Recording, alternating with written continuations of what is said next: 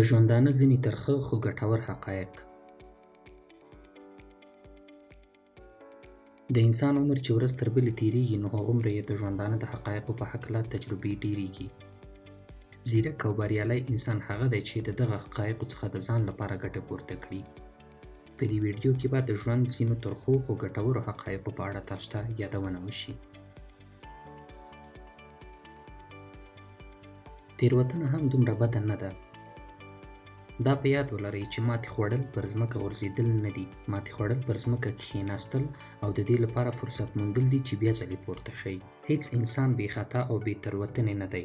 تېروتنه هرومرو له تاسو څخه ترسره کیږي، خو د تکرار مخه باید ونیول شي، ځکه تکرارول یې بیا رښتیا هم ستاسو په تاوان ده.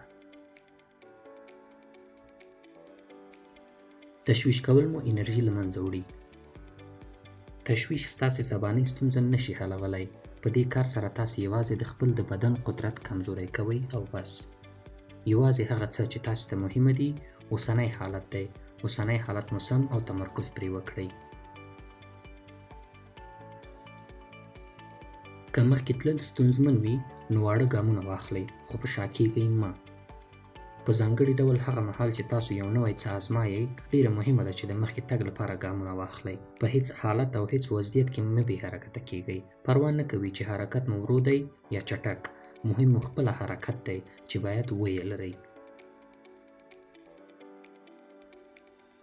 تل به ځینې کسان وي چې تاسو یې نه خوښیږئ. تاسو نشئ کولی چې د ټولو لپاره هر څه شئ. هر کار چې وکړئ تل به ځینې داسې کسان وي چې فکر یې له تاسو سره توپیر ولري. نو هڅه وکړئ چې تل هغه کار باندې متمرکز وکړئ چې قلباً پوهیږئ سم دی. څه چې نور یې ستاسې په اړه وایي او یا هم ستاسو په اړه د نورو فکرونه مهم نه دي. که فکر کوئ چې یو چا ته ډیره اړتیا لرئ، دا ومنئ چې د هغه څخه پرته هم ښه عمل کولی شئ. یو تریخ حقیقت دا دی چې ځینې کسان یوازې هغه وخت ستاسو ترڅنګ پاتې کیږي چې تاسو ته یې کار بند وي. کله چې وګوري چې تاسو یې خپلو اهدافو ته د رسیدو لپاره مناسب نه یاست نو پرېږدي مو. هڅه وکړئ چې د ملګرو په ټاکنه کې دقیق او ځیرک واوسئ.